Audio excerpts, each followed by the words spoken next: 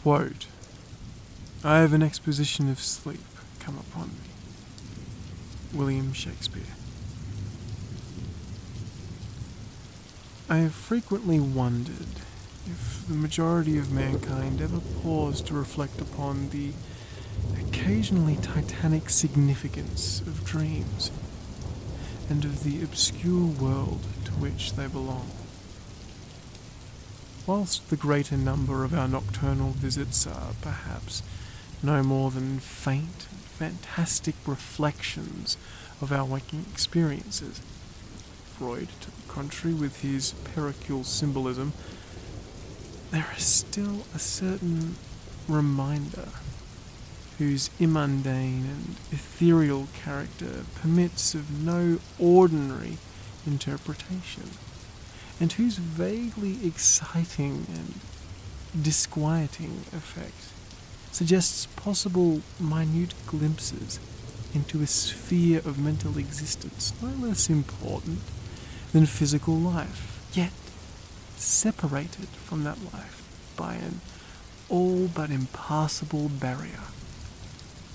From my experience, I cannot doubt but that man, when lost to terrestrial consciousness, is indeed sojourning in another and incorporeal life of far different nature from the life we know, and of which only the slightest and most indistinct memories linger after waking.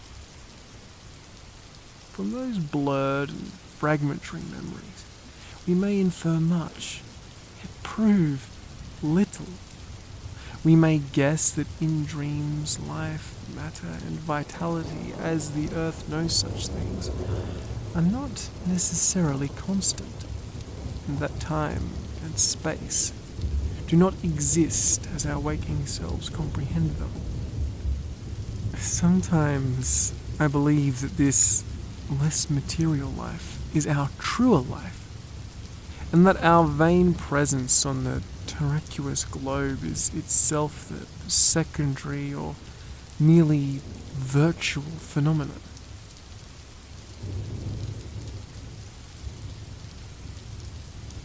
It was from a youthful reverie filled with speculations of this sort that I arose one afternoon in the winter of 1901, when to the state psychopathic institution on which I served as an intern was brought the man whose case has ever since haunted me so unceasingly. His name is given on the records as Joe Slater, or Slater perhaps, and his appearance was that of the typical denizen of the Catskill mountain region, one of those strange repellent scions of primitive colonial peasant stock, whose isolation for nearly 3 centuries in the hilly fairness of a little-travelled countryside has caused them to sink into a kind of barbaric degeneracy, rather than advance with their more fortunately placed brethren of the thickly settled districts. Among these old folk, who correspond exactly to the decadent element of white trash in the South, law and morals are non-existent, and their general mental status is probably that of any other section of the Native American people. Joe Slater, who came to the institution in the vigilant custody of 4 state policemen, and who was described as highly dangerous in character, constantly presented no evidence of this perilous disposition when first I held him. Though well above middle stature and of a somewhat brawny frame, he was given an absurd appearance of harmless stupidity by the pale. sleepy blueness of his small watery eyes, the scantiness of his neglected and never-shaven growth of yellow beard, and the listless drooping of his heavy nether lip. His age was unknown, since among his kind neither family records nor permanent family ties exist. But from the baldness of his head in front, and from the decayed condition of his teeth, the head surgeon wrote him down as approximately 40 years old. From the medical and court documents, we learned all that could be gathered of his case. This man, a vagabond to be sure, hunter and trapper, had always been strange in the eyes of his primitive associates. He had habitually slept at night beyond the ordinary time, and upon waking would often talk of unknown things in a manner so bizarre as to inspire fear even in the hearts of an unimaginative populace. Not that his form of language was at all unusual, for he never spoke, save for in the debased patois of his environment, but the tone and tenor of his utterances were of such mysterious wildness that no one might listen without apprehension. He himself was generally as terrified and baffled as his auditors, and within an hour after awakening would forget all that he had said, or at least that which had caused him to say all that he had said, relapsing into a bowing, half-amiable normality like that of the other hill dwellers. As Slater grew older, it appeared his matutinal aberrations had gradually increased in frequency and violence, till about a month before his arrival at the institution had occurred the shocking tragedy which caused his arrest by the authorities. One day, near noon, after a profound sleep begun in a whiskey debauch at about 5 the previous afternoon, the man had roused himself most suddenly, with elation so horrible and unearthly that they brought several neighbours to his cabin, a filthy sty where he dwelt with a family as indescribable as himself.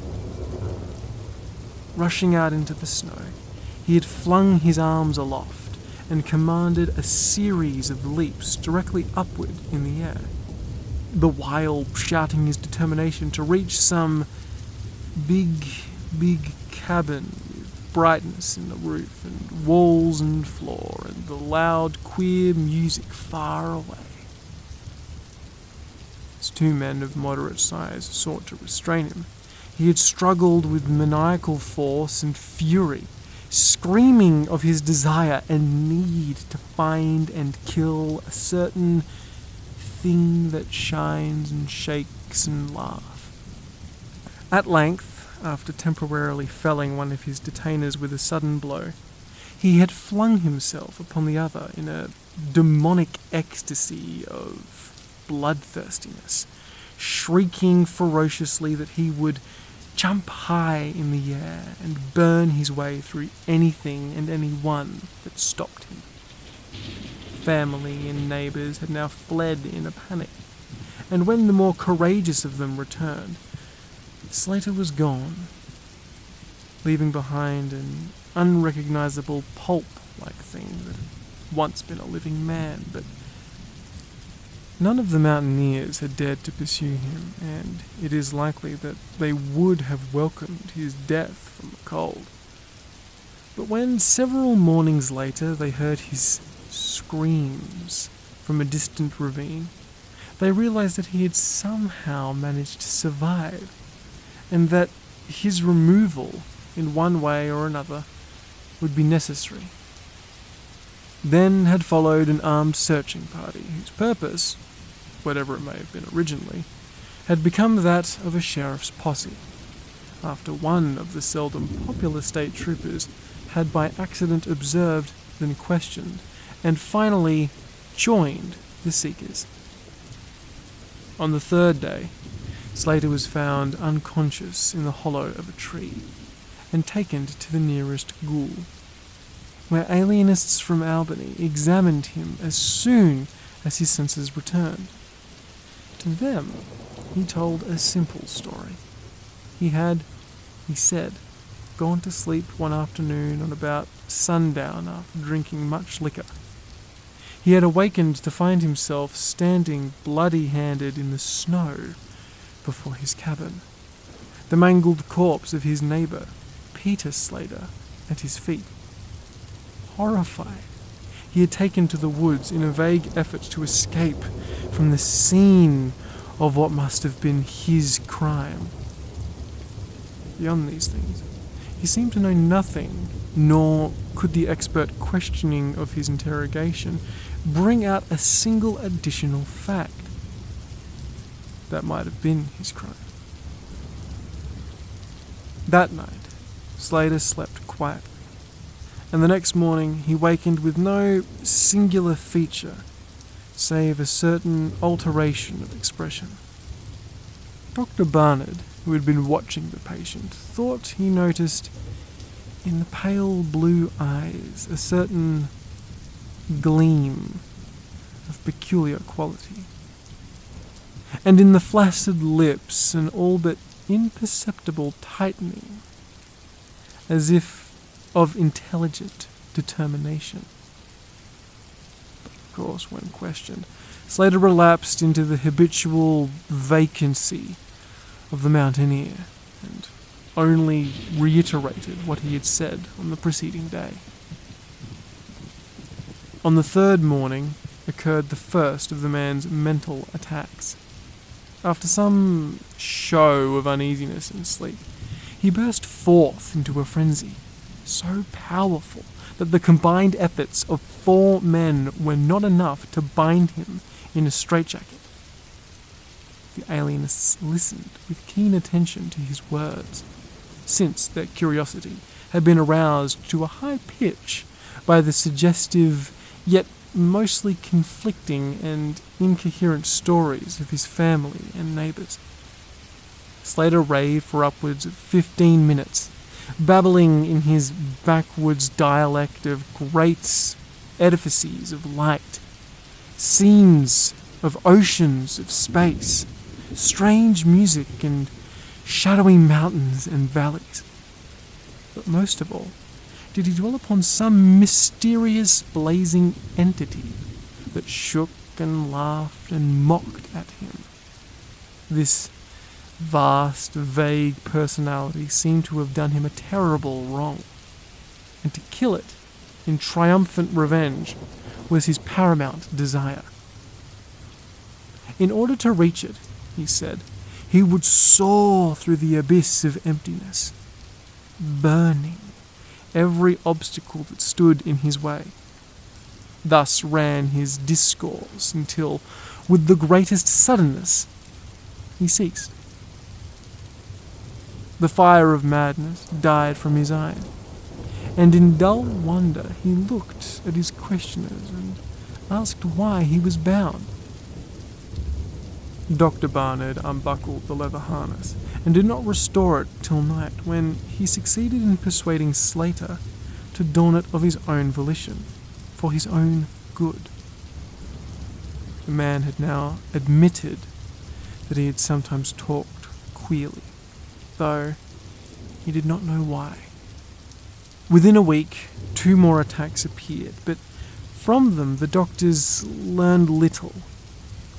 On the source of Slater's visions, they speculated at length that since he could neither read nor write and had apparently never heard of a legend or fairy tale, his gorgeous imagery was quite inexplicable. That it could not come from any known myth or romance was made especially clear by the fact that the unfortunate lunatic expressed himself only in his own simple manner. He raved of things he did not understand and could not interpret, things which he claimed to have experienced, but which he could not have learned through any normal or connected narration. The alienists soon agreed that abnormal dreams were the foundation of the trouble. Dreams whose vividness could, for time, completely dominate the waking mind of this basically inferior man. With due formality, Slater was tried for murder, acquitted on the grounds of insanity, and committed to the institution wherein I had so humble a post. I have said that I am a constant speculator concerning dreams, and from this you may judge of the eagerness with which I applied myself to the study of the new patient, as soon as I had fully asserted the facts of his case. He seemed to sense a certain friendliness in me, born no doubt of the interest I could not conceal, and the gentle manner in which I questioned him.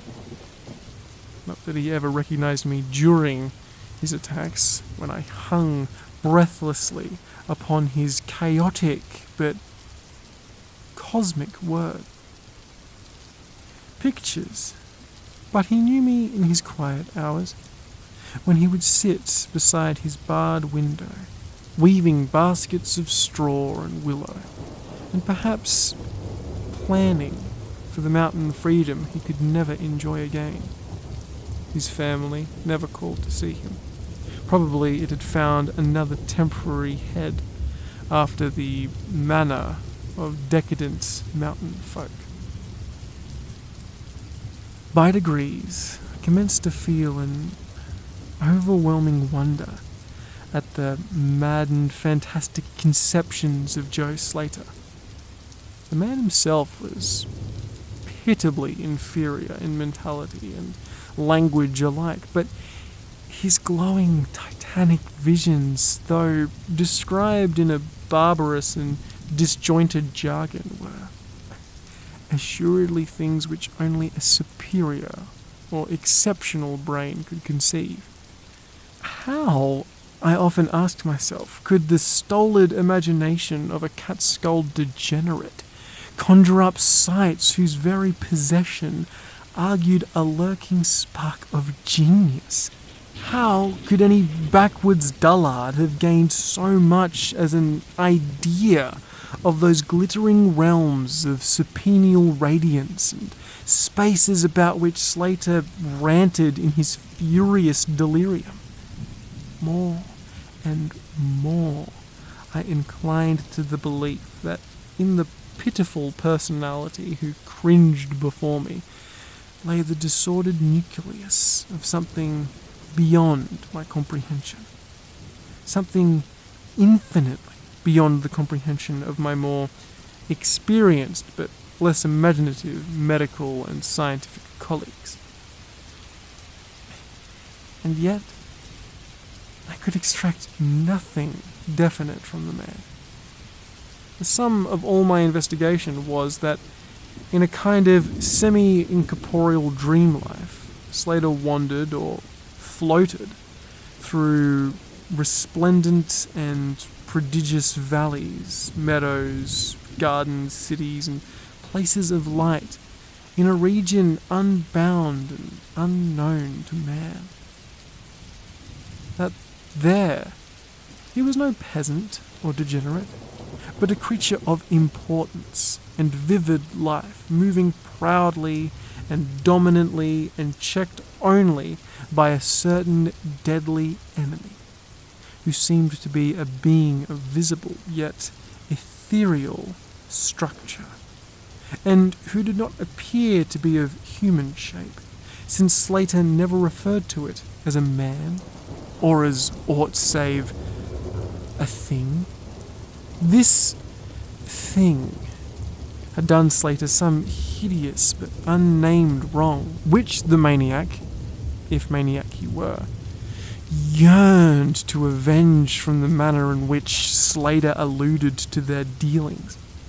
I judged that he and the luminous thing had met on equal terms, that in his dream existence The man was himself a luminous thing of the same sort of race as his enemy. This impression was sustained by his frequent references to flying through space and burning all that impeded his progress. Yet, these conceptions were formulated in the rustic words wholly inadequate to convey them, circumstance which drove me to the conclusion that if a true dream world indeed existed, oral language was not the medium for which to explain it. Could it be that the dream soul inhabiting this inferior body was desperately struggling to speak things which the simple and halting tongue of dullness just could not utter? Could it be that I was face to face with intellectual enormity which would explain the mystery if I could but learn to discover and read its words? I did not tell the older physicians of these things, for middle age is skeptical, cynical, and disinclined to accept new ideas. Besides, the head of the institution had but lately warned me in his paternal way that I was overworking, that my mind needed a rest. It had long been my belief that human thought consists basically of atomic or molecular motion, convertible into waves of radiant energy like heat or light and electricity. This belief had early led me to contemplate the possibility of telepathy or mental communication by means of suitable apparatus. And I had in my college days prepared a set of transmitting and receiving instruments somewhat similar to those cumbrous devices employed in wireless telegraphy at the crude pre-radio period. These I had tested with a fellow student, but achieved no real result, and soon just packed them away with other scientific odds and ends for possible future use.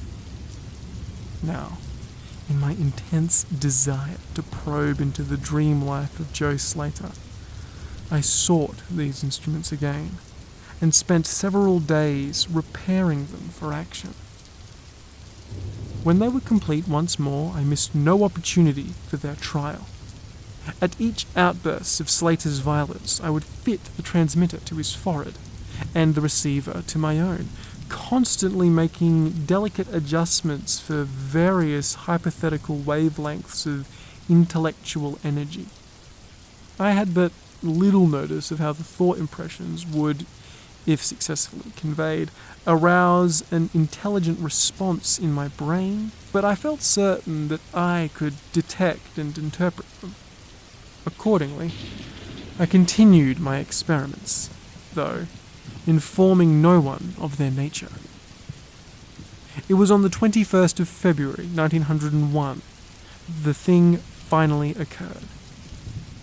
As I look back across the years, I realize now how unreal it seems, and sometimes wonder if old Dr. Fenton was not right when he charged it all to my excited imagination. I recall that he listened with great kindness and patience when I told him, but afterward gave me a nerve powder and arranged for the half-year's vacation on which I departed the next week.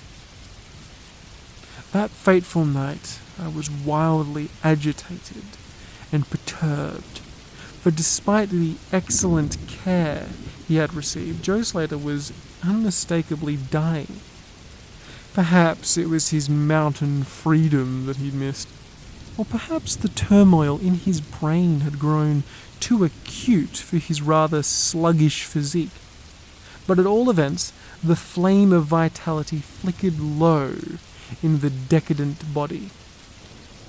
He was drowsy near the end, and as darkness fell, he drooped off to a troubled sleep. I did not strap on the straitjacket, as was customary when he slept, as I saw that he was too feeble now to be dangerous, even if he woke in mental disorder once more before passing away. But I did place upon his head and mine the two ends of my cosmic radio, if that is what we shall call it, hoping against hope for a first and last message from the dream world in the brief time remaining. In the cell with us was one nurse, a mediocre fellow who did not understand the purpose of the apparatus or think to inquire into my course. As the hours rode on, I saw his head droop awkwardly in sleep, but I did not disturb him. I myself, lulled by the rhythmical breathing of the healthy and the dying man, must have nodded a little later. The sound of a weird lyric melody was what aroused me. Chords, vibracious and harmonic ecstasies echoed passionately on every hand, while on my ravished sight burst the stupendous spectacle of ultimate beauty. Walls, columns, and architraves of living fire blazed effulgently around the spot where I seemed to float in air, extending upward to an infinitely high vaulted dome of indescribable splendor. Blending with this display of palatial magnificence, or rather, supplanting it at times in kaleidoscopic rotation, were glimpses of wide plains and graceful valleys, high mountains and thriving grottos covered with every lovely attribute of scenery which my delighted eye could conceive of, yet formed wholly of some glowing, ethereal, plastic entity which, in consistency, partook as much of spirit as of matter. As I gazed, I perceived that my own brain held the key to these enchanting metamorphoses. For each vista which appeared to me was the one my charging mind most wished to behold. Amidst this Elysian realm, I dwelt not as a stranger, for each sight and sound was familiar to me, just as it had been for uncounted eons of eternity before and would be for like eternities to come. Then the resplendent aura of my brother of light drew near and held colloquy with me, soul to soul, with a silent, perfect interchange of thought. The hour was one of approaching triumph, for was not my fellow, being escaping at last from a degrading, periodic bondage, escaping forever, and preparing to follow the accursed oppressor, even through the uttermost folds of the ether, that upon it might be wrought a flaming cosmic vengeance which would shake its spheres. We floated thus for a little time, when I perceived a slight blurring and fading of the objects around us, as though some force was recalling me to Earth, where I least wished to go. The form near me seemed to feel a change also, for it gradually brought its discourse towards a conclusion, and itself prepared to quiet the scene, fading from my sight at a rate somewhat less rapid than that of the other objects.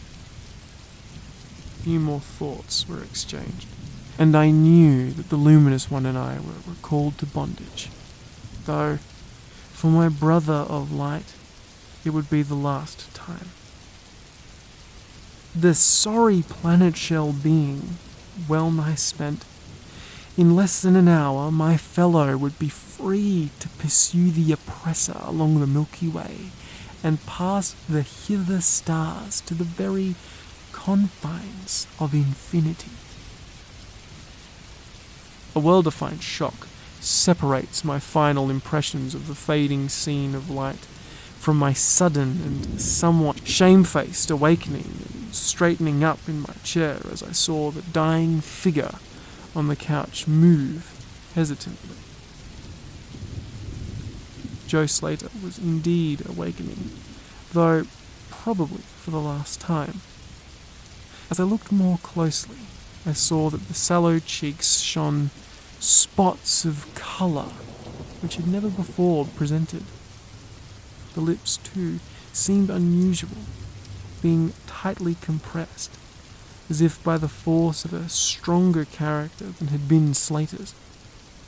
The whole face finally began to grow tense, and the head turned restlessly with closed eyes. I did not arouse the sleeping nurse, but readjusted the slightly disarranged bands of my telepathic radio, intent to catch any parting message the dreamer might have to deliver. All at once, the head returned sharply in my direction, and the eyes fell open, causing me to stare in blank amazement at what I beheld. The man who had been Joe Slater, the cat-skull decadent, was now gazing at me with a pair of luminous, expanded eyes, whose blue seemed subtly to have deepened.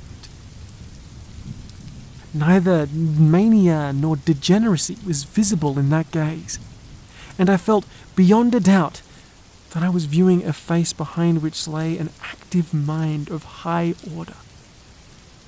At this juncture, my brain became aware of a steady, external influence opening up upon it. I closed my eyes to concentrate my thoughts more profoundly, and was rewarded by the positive knowledge that my long-sought mental message had come at last. Each transmitted idea formed rapidly in my mind, and though no actual language was employed, my habitual association of conception and expression was so great that I seemed to be receiving the message in ordinary English.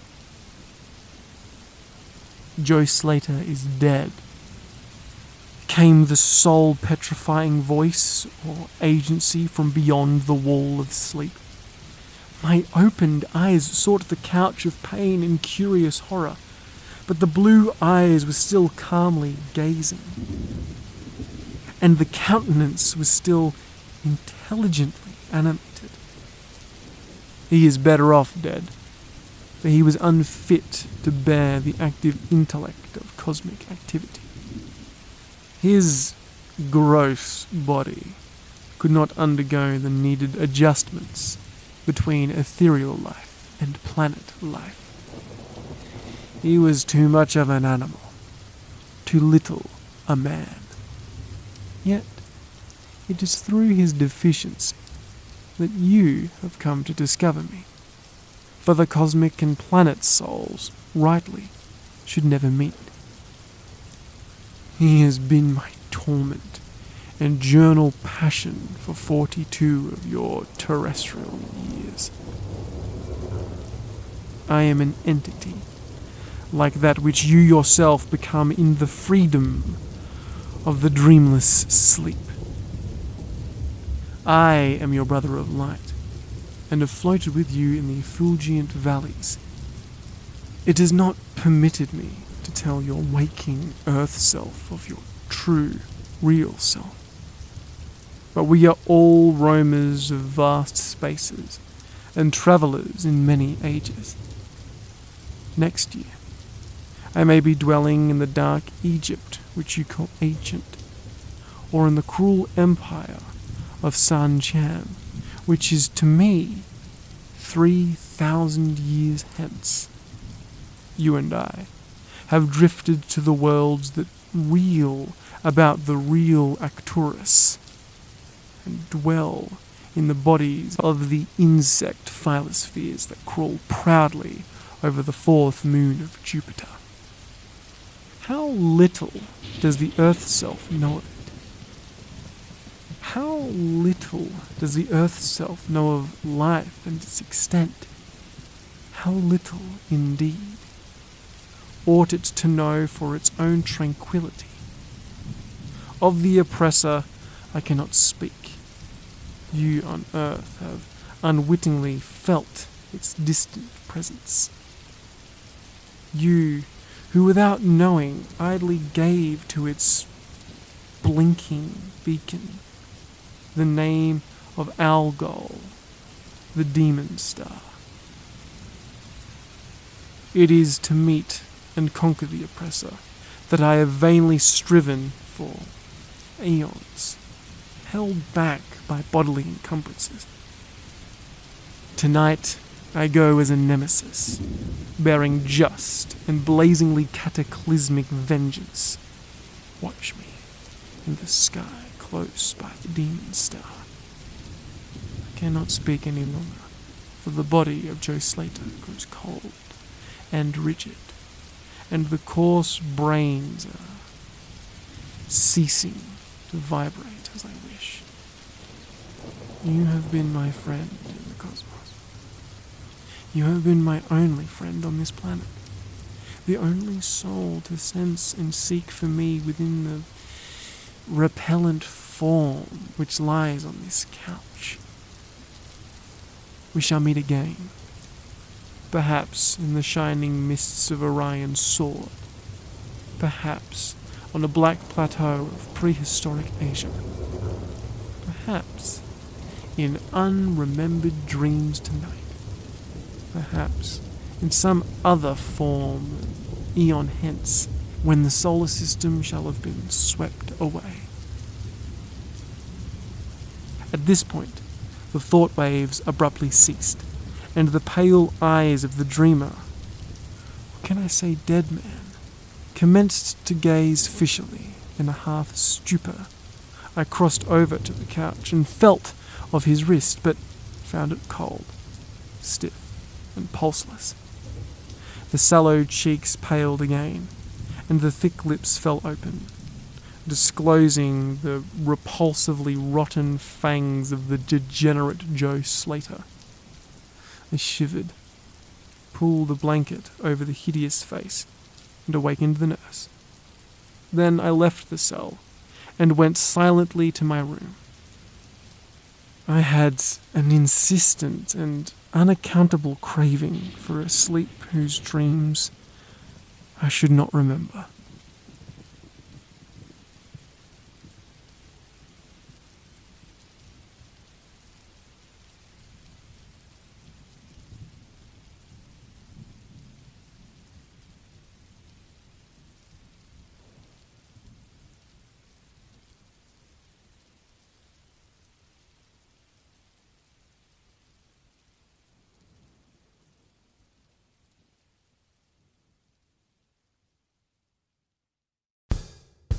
G'day guys, I hope you enjoyed that story and thank you so much for giving it a listen. Remember, if you want some more scary stories, you can go to the Scary Stories for Late Nights playlist. Dusk Bowl has been a fantastic project to work on, and remember, if you've got any fanfic or fan art or any just questions about the series, feel free to email me at duskbowl.fm@gmail.com. I love every single one of you, and you've made being a microtuber probably one of the best experiences of my life. I want to give special thanks to my patrons, of course, being Lady Nevermore, Skulk Queen, Catherine Gordon, The Curator, and Stephen Stevens. If you see them in the comments, please say g'day. And to all of you, I bid you logs of love and shit shippers.